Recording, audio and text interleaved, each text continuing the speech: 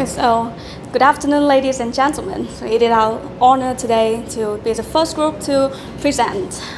So nervous? Yes, but we're gonna give this our best. So we are group 5, and my name is Quỳnh Như, and this is Trần Văn Du, Bùi Thùy Dương, and Lùng Vĩnh Quang.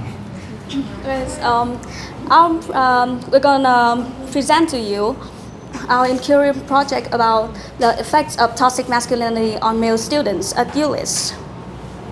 And our presentation will go through 5 main parts, including introduction, information gathering, result of investigation, recommendations, and conclusion. But first of all, before getting into the introduction part, I wanna commit the hasty generalization fallacy and assume that you all know about the Adam and Eve myth about that forbidden fruit. And now please raise your hand if you know about another version of that myth, the version that has three people at the beginning. Please raise your hand if you know it. Okay, thank you. So this is just as little as I imagined. Okay, so let me just tell you a little about this story. Contact me later if you want the whole version. Okay, so at the beginning, from the dust of earth, God created Adam and nobody else, and Lilith herself. They were equal as the first of mankind, but Lilith ran away because Adam was so selfish and self-centered that he demanded control over Lilith.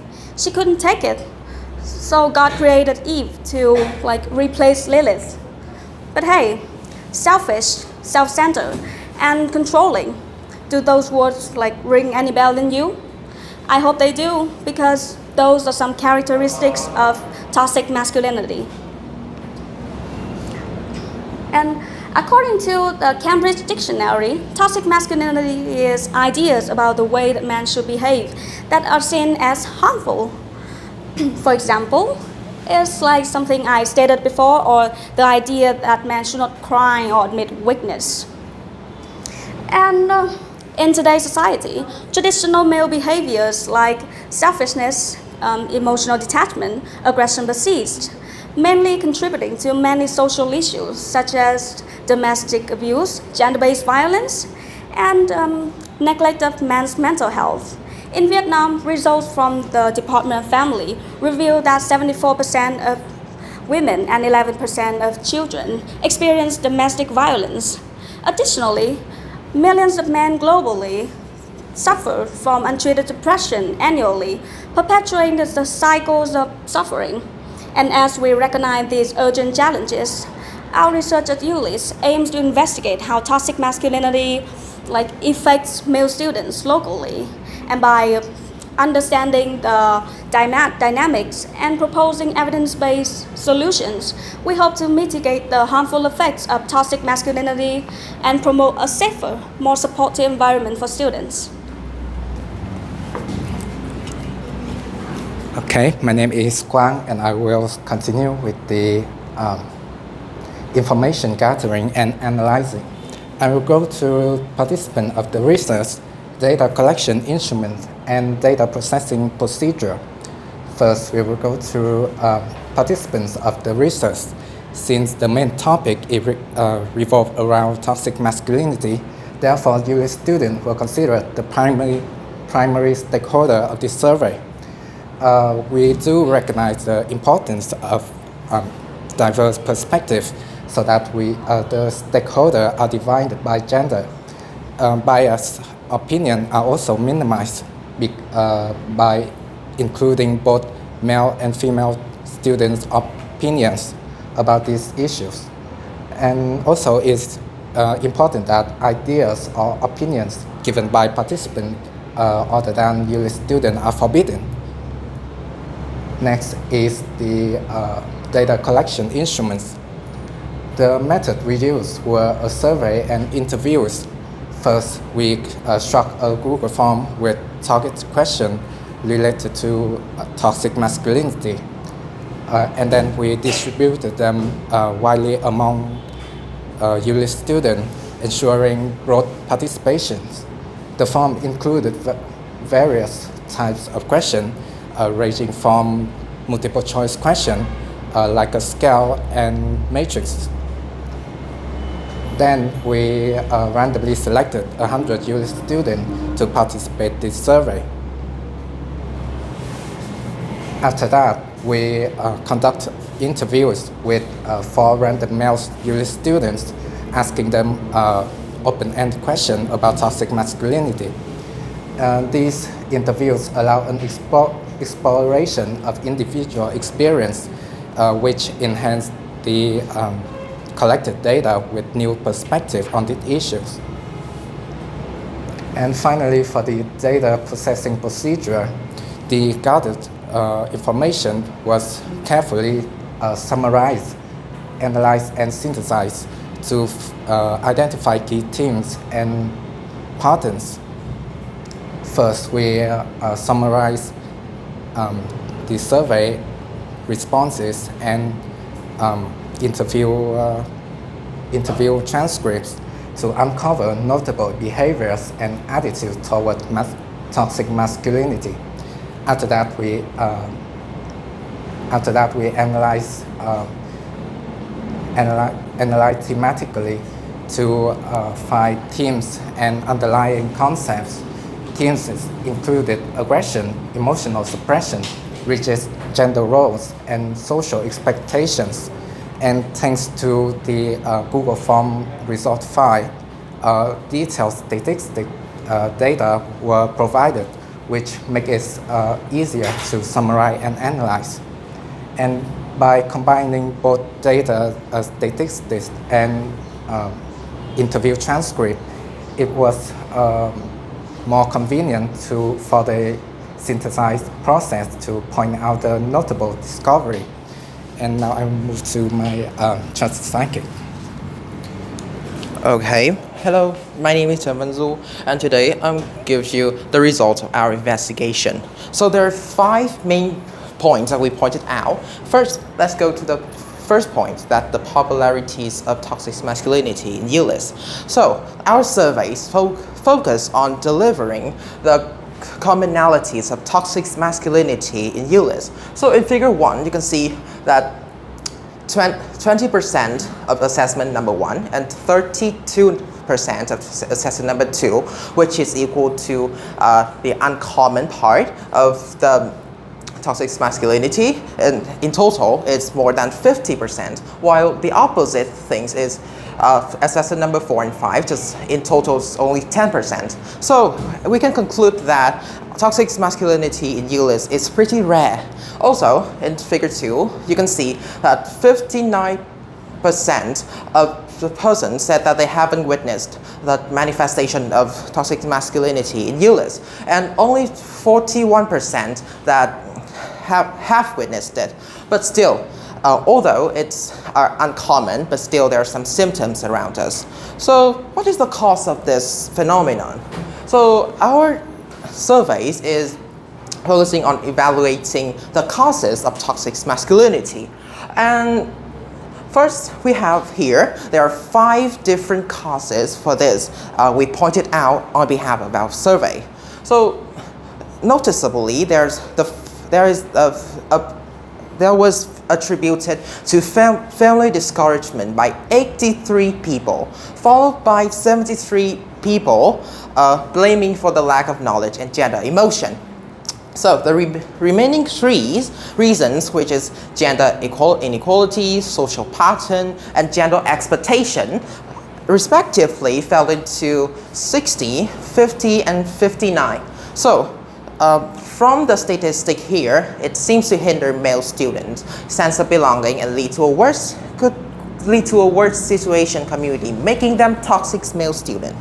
So next part is the effect of toxic masculinity. So our analysis is explores the disparities in attitude towards toxic masculinity in ULIS. So as we can see in figure 4 here, 39 the percentage agreement is 39% for agree and 16% for totally agree. So it can be clearly seen that the negativity of toxic masculinity it does have on male student mentally. And as you can see in figure 5, we have 5 different factors that can be affected by toxic masculinity. That would namely academic outcome, social interactions, or mental health, self-esteem, and other relationships. And it's come from one is the most influence and 5 is the less influence. So as you can see, the most influence is social interaction, which is one is the highest out of all, and the remaining 4, which is academic outcomes, mental health, self-esteem, and other relationship, is considered less influence. So this overall, the statistic from the 2 charts reveal the negative effects on toxic masculinity on male student life, especially the social interactions. So the next part is, thus it's important to tackling the problems. So in figure 6, we point out that the level of providing support from ULIS. And surprisingly, that 64% of the students choose that it is normal, while only 2% of the students choose that it's totally enough. So we can see that it seems to be the solution from the school is considered normal. So a majority of students show their cares about the problem, proven by the statistic in the figure 7, in which it's really important, voted by 37 of the students, and only 2% is unimportant. So we can see that it gives the trend of demanding solution for the problems. So we can find that the striking findings in our research overall, as university students progress through their studies, their opinions become more diverse. And there was a blame for the family discouragement as contrary to our expectation that the list of toxic masculinities in the list of toxic masculinity causes. So this unexpected results may attribute to the tendency of Vietnamese parents not to adopt a definite stand on healthy masculinity, but rather hover around the midpoint of the spectrum. So the next point go to Thủy Dương. So hello everyone. My name is Thủy Dương, and I will take charge of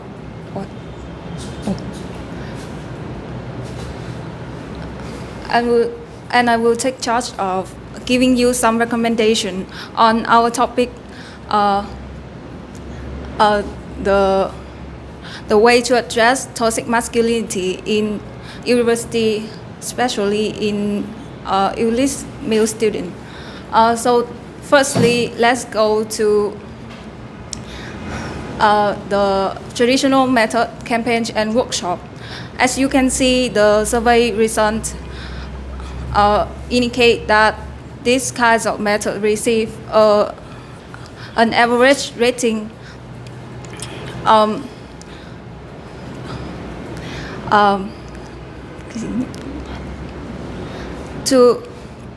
and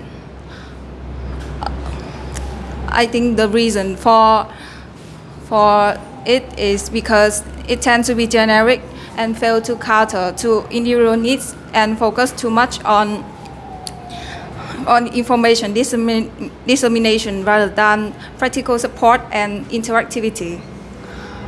But on a positive note, counseling and psychological support service will gain a better feedback and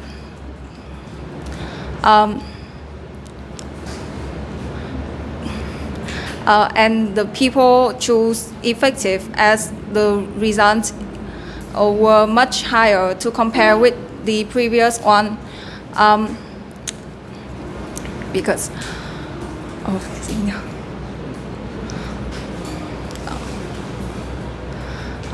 because having a safe place to discuss struggle and receive professional support were very vital in developing healthier coping mechanisms and self-perception. Moving on to gender equality policies and practices, we have seen some mixed results, with 60% of respondents agree or strongly agree that these measures work well for them.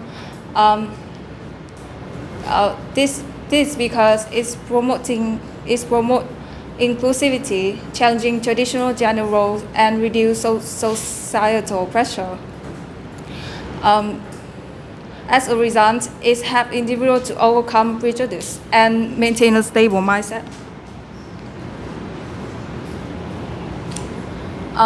And as you can see here, Vietnam also plays a great importance on gender equality by looking at the policies and the news provided by the organization. Moving on to peer support program, it's also received mixed feedback, and as you can see in the graph here, why many people choose effective as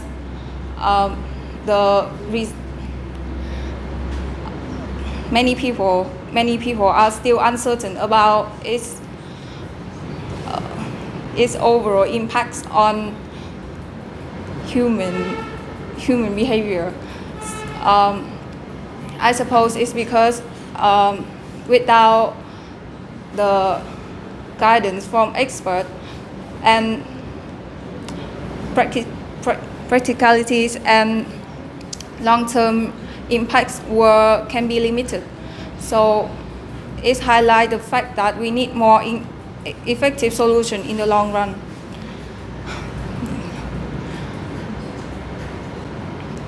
And finally, education on healthy masculinity. These kinds of methods stood out as the highest effective, with 70% of participant rate is as such, and by challenging harmful beliefs, promoting healthier perspective on gender roles and self-expression. This initiative, education initiative, have a profound impact on individuals and the broader community.